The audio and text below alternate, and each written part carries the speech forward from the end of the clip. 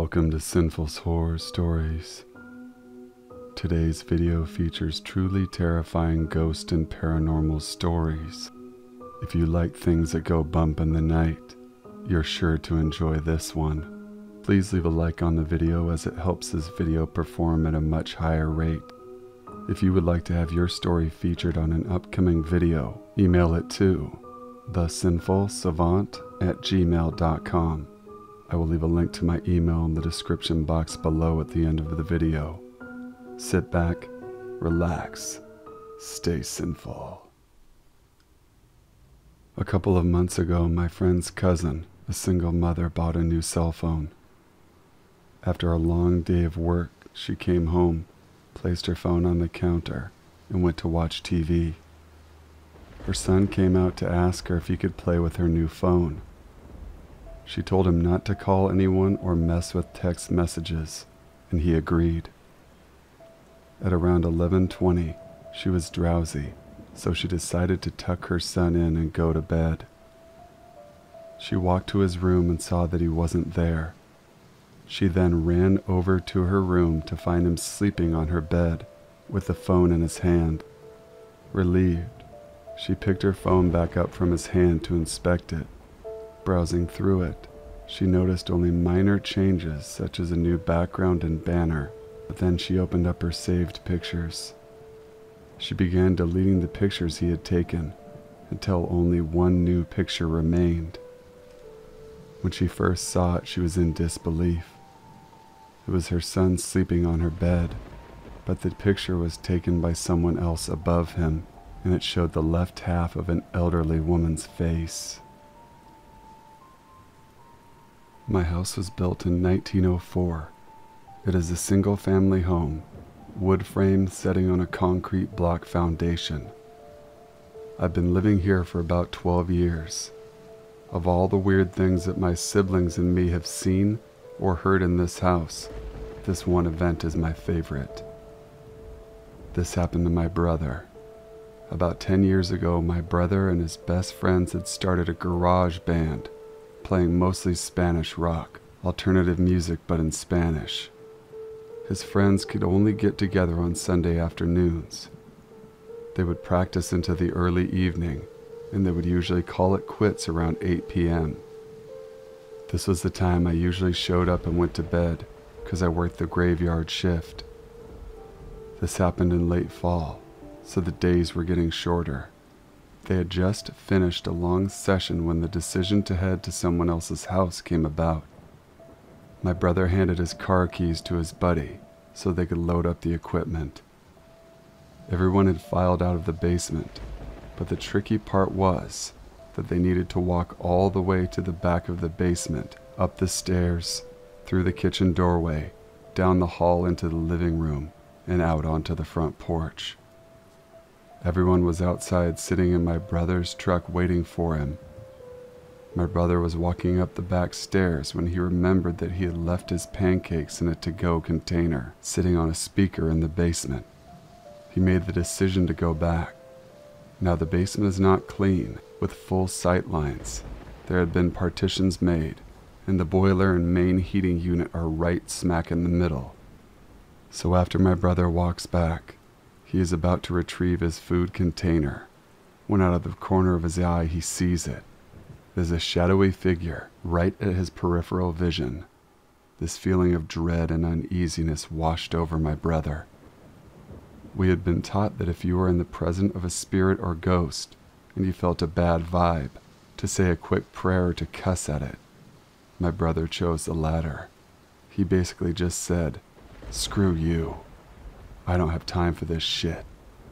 My brother started to walk to the back of the basement and briskly up the stairs, closing doors and turning off lights as he walked out. The last light switch is on the opposite side of the front door. Luckily, the door was open and the light from the street lamp was flooding the living room with its amber light. My brother said he felt something at his back, but at no point did he turn around. As he flicked the last light switch, the living room went dark, as did the rest of the house. As he stepped out, he pulled on the door, closing it behind him, still holding his food container in one hand He jogged down the few porch steps. He walked towards the front gate. Our house resides far from the main street, essentially having a large front yard, but no rear garage. As he closed the gap between himself and his friend-laden truck, he kind of smiled and thought things over in his head, mad at himself for spooking out when there was no reason. He climbed into the driver's side of his truck, put on his seatbelt and got ready to pull out of the parking spot directly in front of the house, when one of his friends asked, "Hey, wait, what about your brother? Isn't he coming with us?" My brother said, "What do you mean?" "He went to work earlier tonight. He's already gone. Did you see his car anywhere?" The next question they asked, "So then who was walking behind you when you were leaving the house?" My older sister has a ghost that followed her around for many years. I lived with her once for about 3 months. So much weird stuff happened in that time. All my sister would say to me when I mentioned it was that her ghost didn't like me being there. Things like going to bed with everything locked up and switched off, and waking up in the morning with the back door open, lights on and the kettle switched on. One night my sister and I were getting ready to go out, and I'd asked to borrow her liquid foundation. I used it and put it back where she kept her makeup. 10 minutes later she's asking me for it, and it was nowhere to be seen. She accused me of taking it and made me buy her a new one, refused to listen to my side of the story. About a year or so later, when she was packing to move to a new house, she found the makeup in a shoebox with some old letters. The shoebox was in a zipped-up suitcase that was underneath their bed, but probably the most scared I've ever felt one afternoon was when I was the only one in the house, which never happened as 4 of us lived there. I'd arrived home from work and headed straight to the bathroom. All the bathroom doors were closed and locked. I was standing in the bathroom and started squeezing a pimple on my chin when a female voice in the hall said, "Stop picking your zits." It was loud enough and sounded real enough, and at the time I thought it was my sister. I stuck my head out into the hall. No one was there. I searched the house top to bottom, and there was no one home. I sat out on the front porch until someone else got home because I didn't want to be there alone.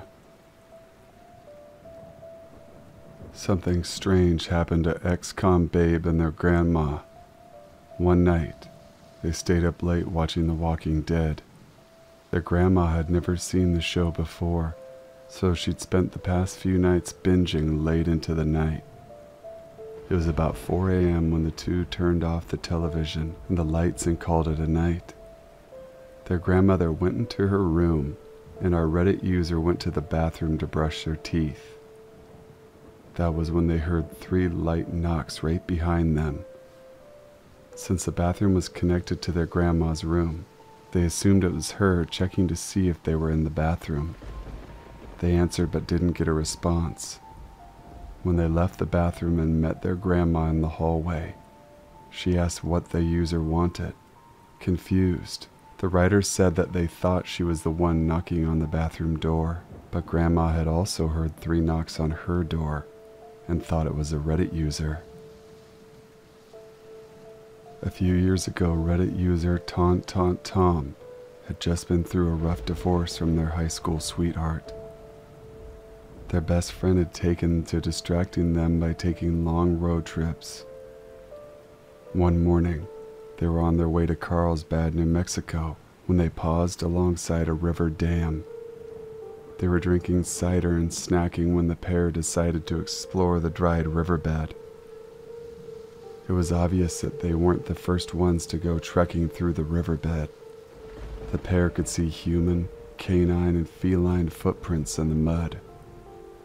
They then recalled starting to feel an odd sensation, like they were being watched. Their friend caught the writer's attention and called them over. There was a bone in the ground, what they now believe was a spinal cord. At first they thought it was beef or pork bone of some kind.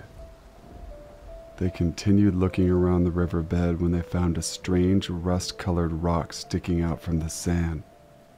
When they got closer, they realized it was a half-buried little girl's shoe. The Reddit user stepped back and ran forward, preparing to kick the shoe. Suddenly, they heard a little girl's voice shout, "No, don't, please." They looked around but didn't see anyone besides themselves and their friend. The friend asked why they stopped, and they replied, "Didn't you hear that little girl?" Both confused, they decided to shrug it off and continued on their way. Meanwhile, the feeling that someone was watching them grew stronger. A few minutes later, they spotted another bone. Now they began to get scared. The bone was clearly human. The friend called the non-emergency police number for Carlsbad, and they reported what they saw. 1 week later, they received a call from their friend that the Carlsbad police had called to report the bones they found were indeed human. During the investigation, the two were questioned and eventually informed that the rust-colored rock actually wasn't a rock at all, but the shell of a pickup truck that had disappeared along with the family of 3. It had been carrying a man, a woman, and their daughter. It made the Reddit user think back to the girl's shoes sticking out of the mud and the voice they heard. Could the little girl have spoken directly to them? Last year, Small Bean Bean went to a friend's house for a party. Around 1 in the morning, the group decided to use a Ouija board. The Reddit user was the only one who believed in accounts of the paranormal, so she was hesitant when her friends brought out the Ouija board. But instead of giving her friends more reasons to tease her, she acted as if she didn't believe in such an activity. They began using the board questions. They started with a few normal questions and nothing really exciting happened. Then someone asked if the spirit wanted to hurt them, and it responded with, "Only one." The group started to get creeped out at this point, and rightfully so. When one friend asked the natural follow-up question, "Who?" the board spelled out Natasha, the Reddit user's full name. It should be noted that she doesn't care for their full name, and as everyone else called her Tasha instead. Tasha then left the room while her friends continued playing, but found out later that night that the group forgot to say goodbye to the board. Anyone familiar with Ouija knows that closing the interaction with the spirit is crucial before stopping use of the board. Needless to say, she was nervous. After this, Tasha has no memory of the night. She only remembers getting a migraine and nosebleeds. Her friends took videos of her acting strangely, speaking with a changed voice, and a few instances of her talking in other languages. However, that night wasn't the only time this happened. In the days following, Tasha's parents reported the same things happening. Once again, she remembered nothing but migraines and nosebleeds. About 2 weeks later, she was back to normal, or so she thought. Tasha was suddenly hospitalized for an excruciating pain in her kidney, so bad that it almost shut down her organ. The doctors tried everything but couldn't figure out what was wrong. Then, on the day she was scheduled for surgery, the pain suddenly stopped. 1 day later, Tasha was released. Since that incident, she has never felt like she was truly alone. Sometimes she feels someone grabbing her hands or neck, making it difficult to breathe. Tasha has always believed in the paranormal, but this experience made it far more real for her. My grandfather told me this story about how one time he was sitting in a chair in the front of his house when he heard his wife repeatedly calling from inside the house. The thing is, my grandmother passed away a few years before that, but he told me that the voice was so pressing that he actually got up to look inside the house. And as soon as he got inside the house, he heard a loud crash behind him, and turned around to see that the chair he'd been sitting in moments ago had been crushed by the cast iron gutter that fell on it. If he hadn't come inside the house, he would have probably been seriously injured. I don't know if it's paranormal or not, but every time I think about it, it sends chills down my spine. When I was younger, I had an imaginary friend who lived in this massive antique dresser. I vividly remember him telling me stories, although I have absolutely no recollection of what they actually were. I remember one day talking to my parents about it. Dad traveled quite a bit, so he wasn't up to date with what I was into, and when I started telling him about my dresser buddy, he wanted to know his name. It was something innocent like Peter, but I can still see him going white in the face as I told him. I then drew a picture of Peter for him. The very next day, my dad and my uncle took the dresser and burned it. It wasn't until a few years later when I found out my dad's lower brother, my uncle, also had the same friend with the same name who lived in the same antique dresser. After a few months of the typical imaginary friend stuff, my uncle started having night terrors and couldn't sleep because of Peter. It got so bad they had to move him out of his room before he managed to get back to normal. A few years ago, my brother would get a call on his cell phone around 3 a.m. every night.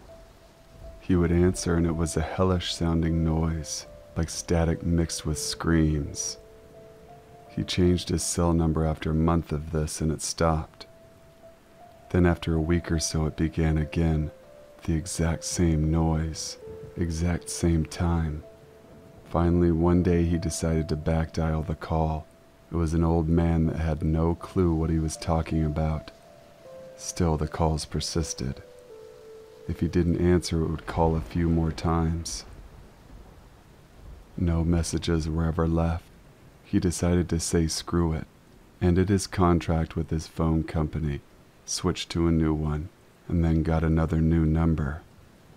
You guessed it, the screaming static calls continued after a short delay. By this time he was terrified every night. Unsure why this was happening, he back-dialed the number again and got a different person. Around this time he lost his job and his phone. The calls stopped, of course. His phone was disconnected now. One day my mom asked me to listen to this weird message she got at our home phone. It was the static screaming. We showed my brother and he was freaking out. He back-dialed the number again, and it said the number was disconnected this time. Never heard from it again after that. Thank you guys for watching and listening. Please be sure to leave a like, comment, share, and subscribe for future content. If you want your story featured on an upcoming video, send it now. My email is in the description box below. Until we meet again, have a great week. Stay sinful.